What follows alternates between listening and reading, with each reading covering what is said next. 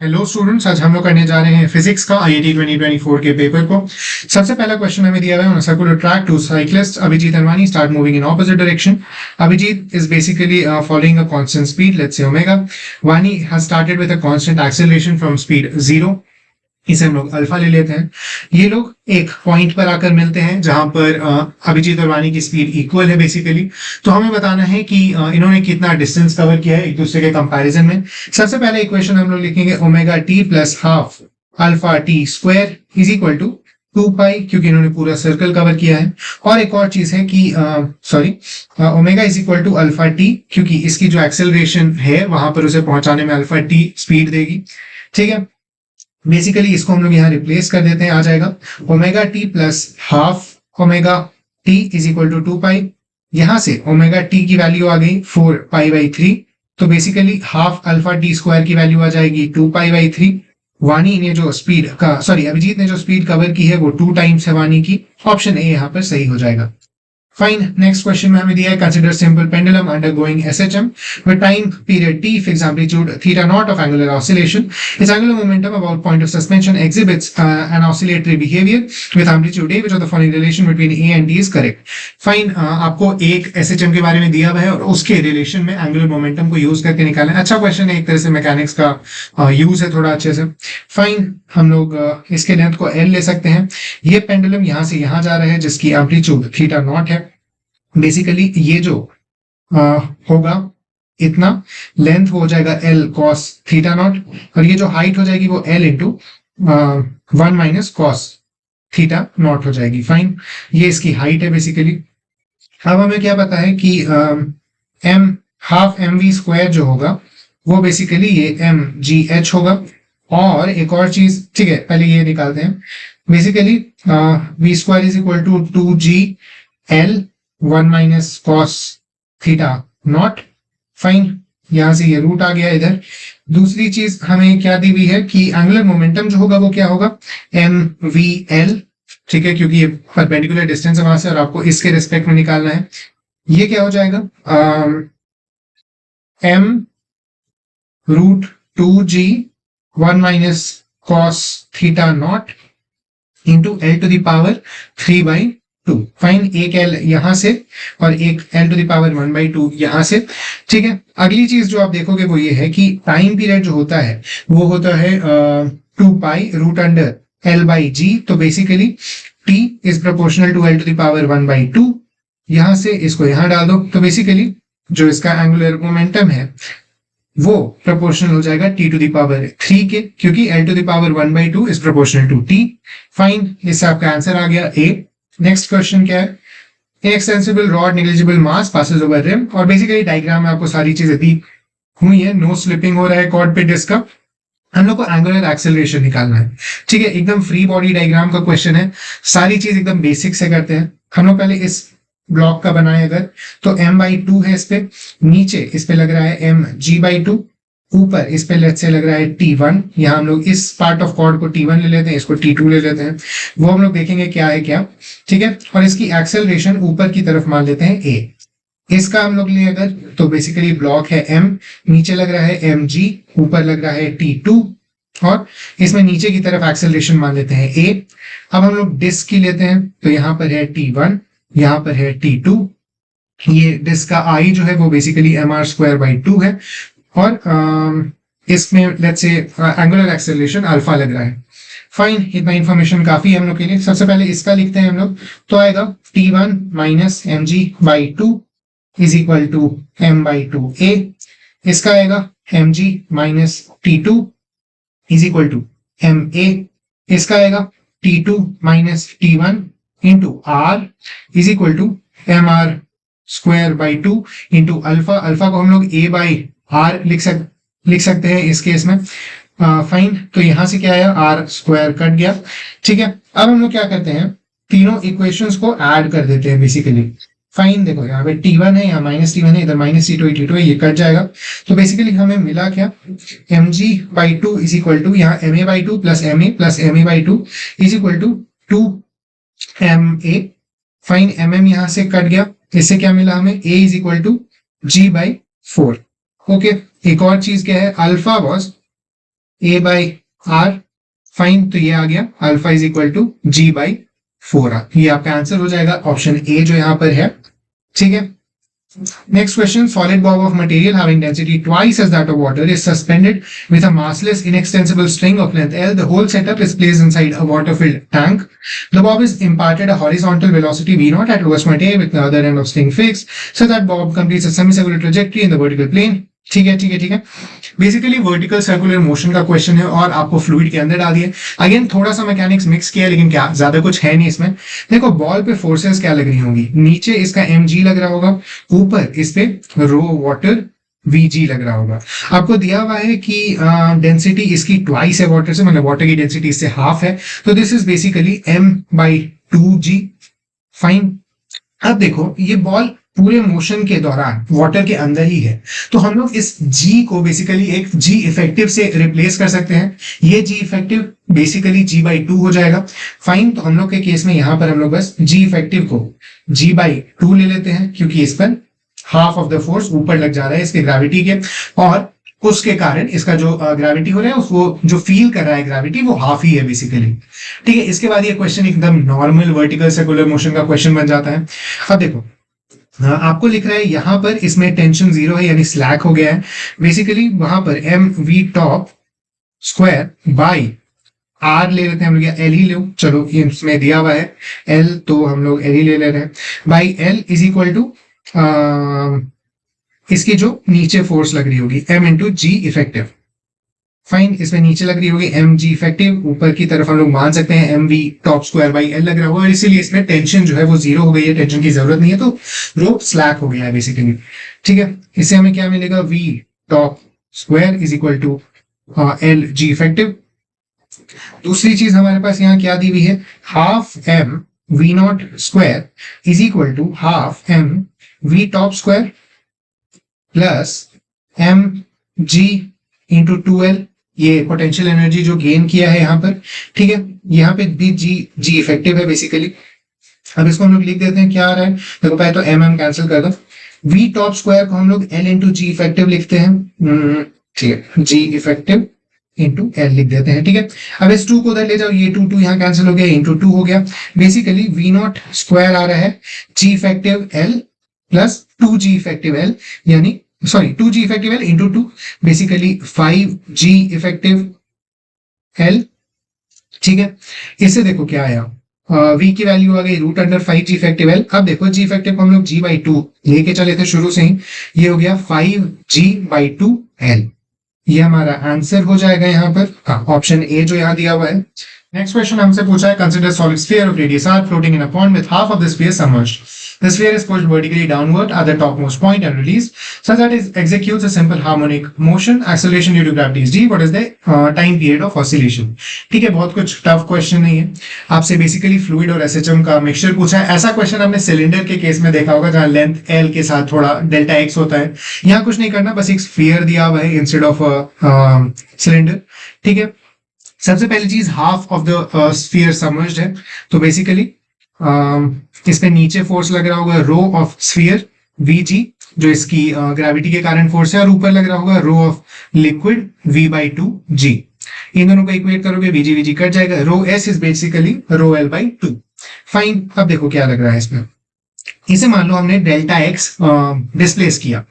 ठीक है, तो इसमें जो एक्स्ट्रा फोर्स लगेगा वो बेसिकली इतने ही वॉल्यूम के कारण लगेगा, बहुत छोटे से, उसको हम लोग क्या लिख सकते हैं, जो रिटालिटेरी फोर्स है इस पे, वो हो जाएगा माइनस डेल्टा एक्स इंटू इसका area pi r square into rho liquid g. ठीक है, rho v g basically is equal to solid का mass rho s v g, sorry rho s v into इसका acceleration d square x by d d square. Fine, ये हो जाएगा। अब देखो हमें पता है वॉल्यूम ऑफ स्फीयर क्या होता है, 4/3 pi r cube, pi pi cancel करो, आर स्क्वायर और आर क्यूब का कैंसिल करो। रो एस को हम लोग क्या लिख सकते हैं, अभी हमने देखा rho s equal to rho L/2, इसको हम लोग कैंसिल करके यहाँ 1/2 ले आएंगे, यहाँ 2 और 4 कैंसिल हो जाएगा। ठीक है, सारी चीज कैंसिल हो गए बेसिकली। इसको इधर लाओ तो बना क्या, minus 3g/2r into delta x equal to d square x by d t square.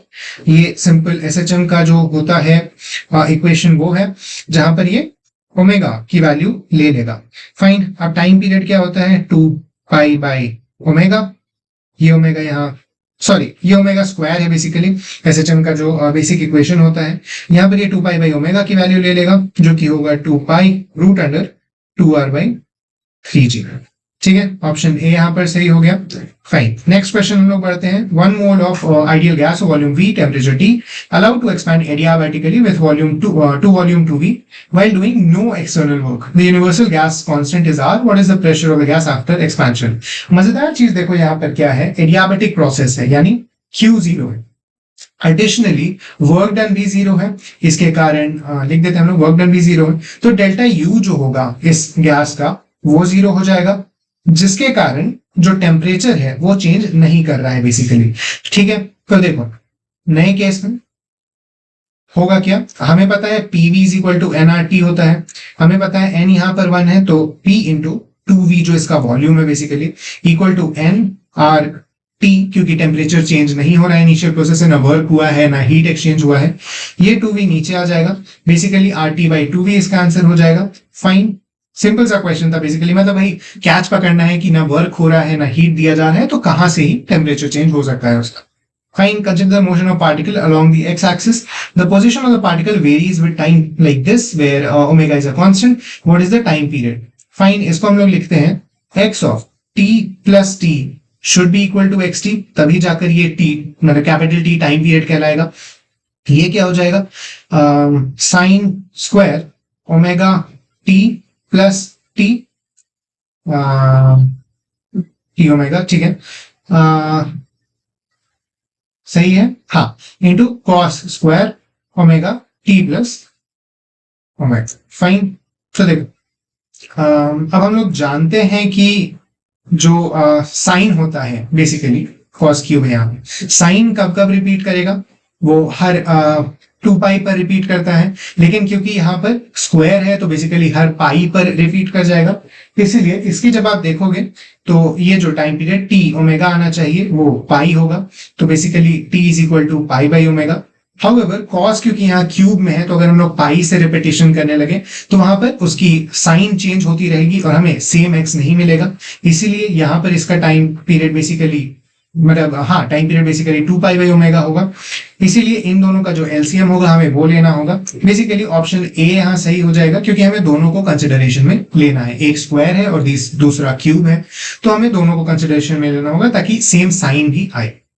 Fine, next question क्या है, 2 identical boxes contain same ideal gas N1 alpha 1 T1, ठीक है, number of density, mean free path and temperature of gas of first and second box respectively. Fine, one of the boxes emptied into the other. What will be the mean free path alpha मैंने कह दिया था, lambda and temperature T of the gas now. सबसे पहली चीज हम लोग temperature के लिए देखते हैं, तो देखो n यहाँ पर नंबर डेंसिटी है, टोटल नंबर क्या होगा, नंबर ऑफ मोल्स क्या होंगे बेसिकली गैस के इस बॉक्स में, तो वो हो जाएगा N1 into V, let's say box का वॉल्यूम हम लोग V ले लेते हैं, divided by Na Avogadro's number in box 1, number of moles in box 2 क्या हो जाएगा N2V, क्योंकि आइडेंटिकल बॉक्सेस हैं, ठीक है, डिवाइडेड बाई Na। तो एक और चीज क्या है कि हम लोग अज्यूम करते हैं इस सिस्टम से एनर्जी का लॉस नहीं है, क्योंकि कहीं पर भी लिखा नहीं है, बेसिकली दोनों गैसेस को बस मिक्स कर दिया गया है, तो U1 plus U2 will be equal to U final.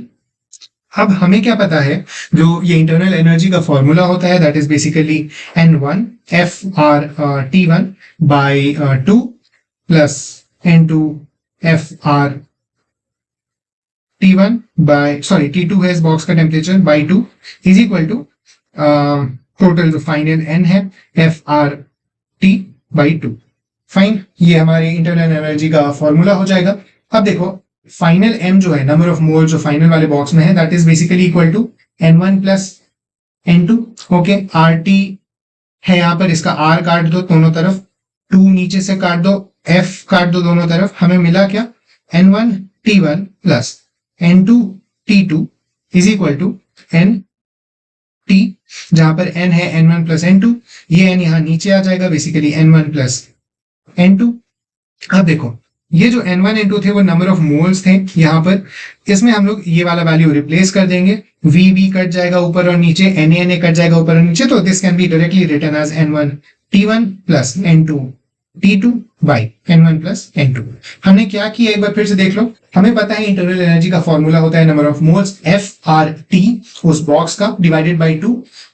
तो हम लोग क्या कर रहे हैं कि इंटरनल एनर्जी को इनिशियली और फाइनली कंजर्व कर दे रहे हैं। इनिशियली जब वो दो बॉक्सेस में है T1 और T2 के, और फाइनली जब वो सिंगल बॉक्स में आ जाता है T के।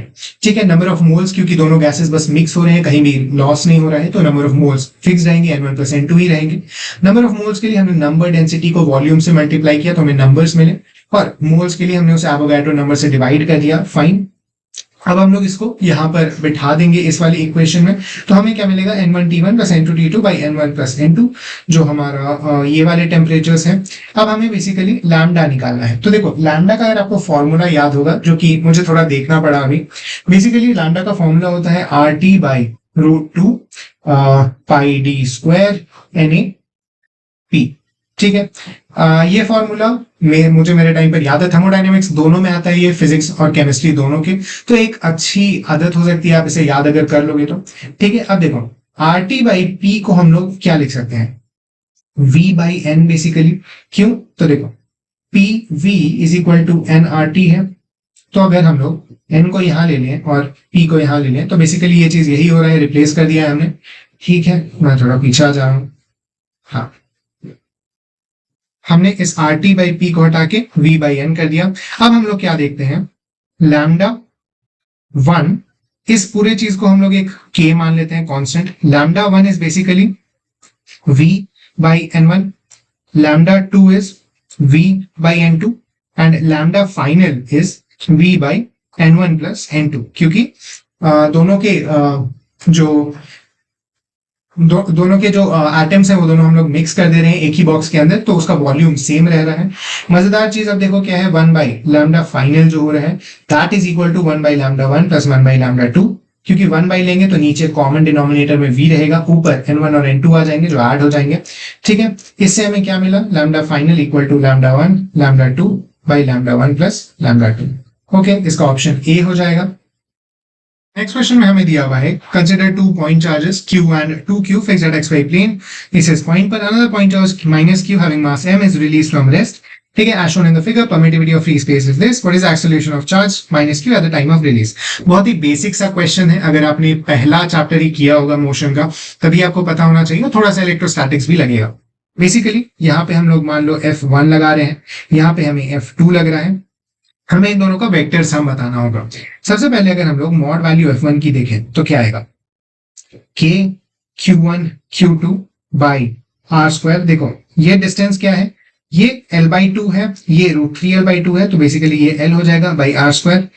F2 is K Q1 Q2 by R square.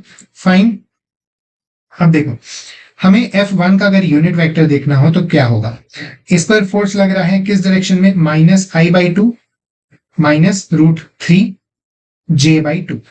F2 का यूनिट वेक्टर क्या है, I by 2 minus √3J by 2। Fine, अब देखो हमारा जो फोर्स होगा नेट इस पर वो F1 vector plus F2 vector होगा। इसमें हम लोग Q1 मतलब KQ square by L square को कॉमन ले लेते हैं और नीचे 2 को कॉमन ले लेते हैं इन डायरेक्शन से। क्या बचा बेसिकली हमारे पास, -1 minus I minus √3J plus 2I minus 2√3J। Fine, इससे देखो प्लस I आ गया और ये माइनस 3√3 आ गया, I माइनस 3√3J।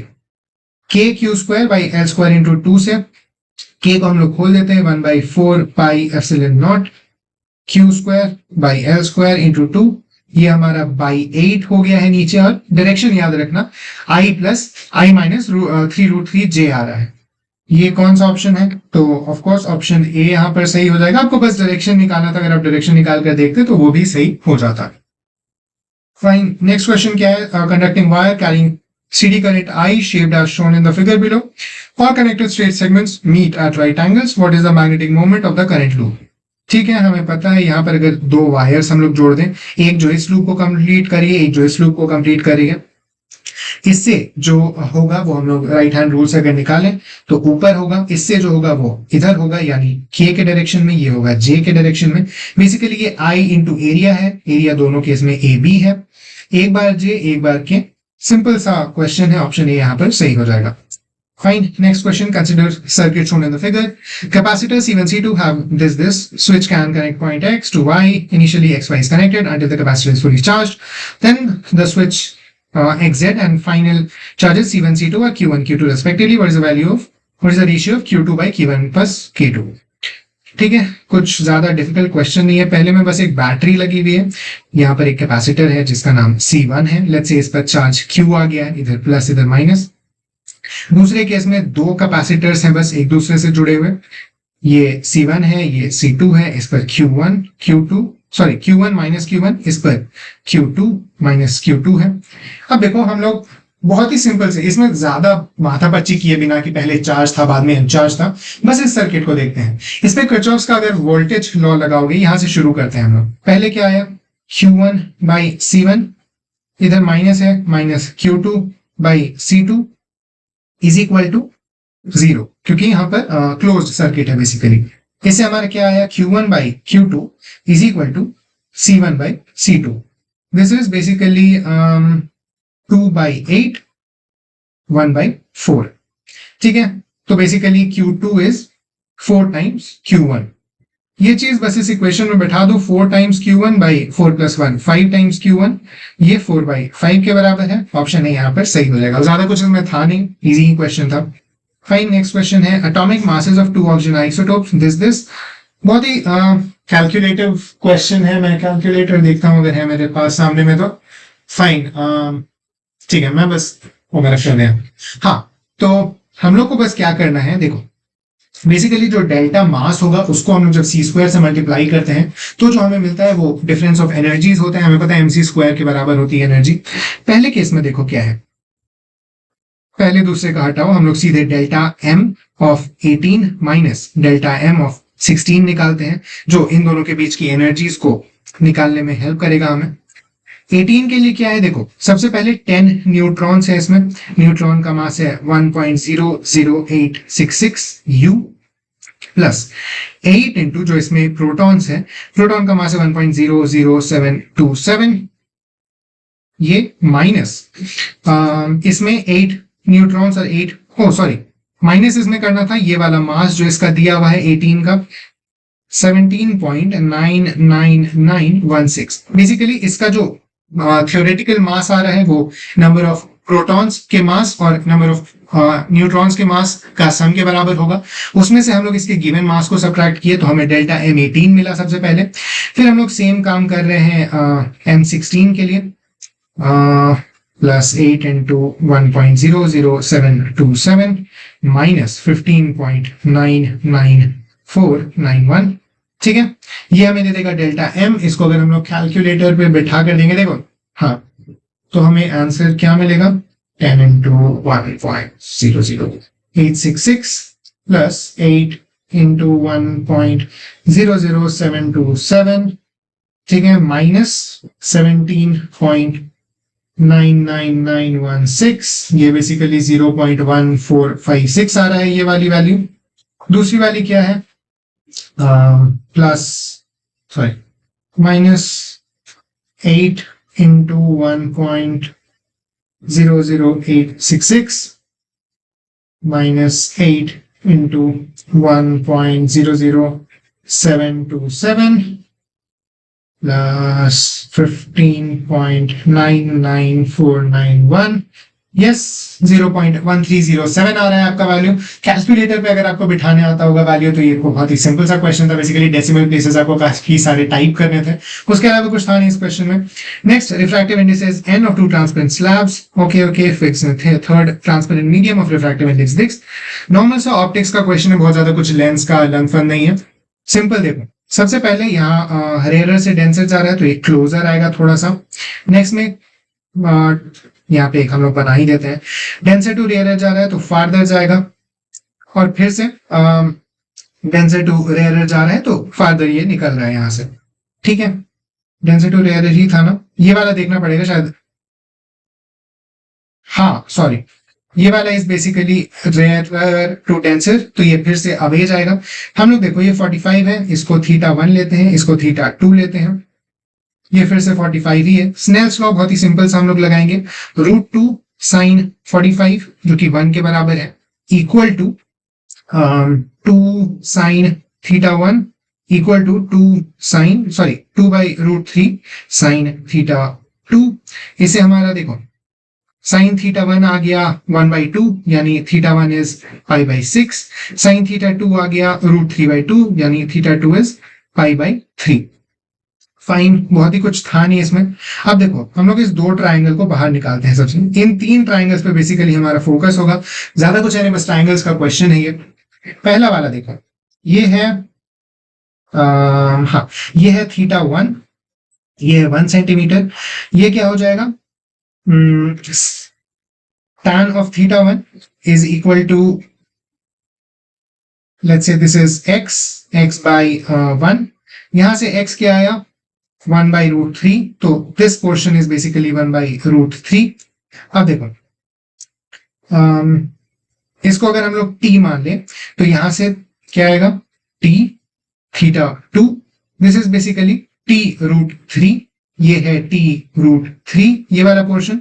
तो अब बड़ा वाला ट्राइंगल में अगर हम लोग देखें जो कि 45 है यहाँ पर और यहाँ पर भी, इसमें नीचे का जो लेंथ है वो है 1/√3 सॉरी प्लस t√3, और इसकी जो हाइट है वो है बेसिकली t+1। ओके, हमें बस यही इक्वेशन सॉल्व करना है कि t+1 equal to t√3 plus 1/√3। इधर ले आओ इसको, √3 - 1/√3 इक्वल टू t इंटू √3 - 1। हमने बस साइड्स चेंज किए, √3 - 1 √3 - 1 कट गया, t यहां से आ गया 1/√3 जो कि ऑप्शन ए सही हो जाएगा। नेक्स्ट क्वेश्चन है, two monochromatic sources emit light at wavelength this and this, stopping potential of photo sensitive material using these two sources found to be this and this respectively, what is the work function of the material। बहुत ही simple सा question है। पहले में energy जो आ रही है वो hc/λ है, जो कि है इसके वर्क फंक्शन के ऊपर एक का स्टॉपिंग पोटेंशियल लगाकर, दूसरे में इसकी एनर्जी hc/λ/2 है यानी 2 hc/λ। इसमें इसकी working work function plus stopping potential 3 है। हम लोग क्या करेंगे, इससे इसको सब्ट्रैक्ट कर देंगे, बेसिकली hc/λ यहां से आ गया 2, इसको किसी भी इक्वेशन में बिठा दो, 2 = work function plus 1, work function की वैल्यू यहां से 1 इलेक्ट्रॉन वोल्ट आ जाएगी। बहुत सिंपल सा क्वेश्चन था। ठीक है, फिजिक्स का पेपर ओवरऑल मुझे ठीक ही लगा, थोड़े इन्होंने मिक्सचर किए हैं क्वेश्चंस में।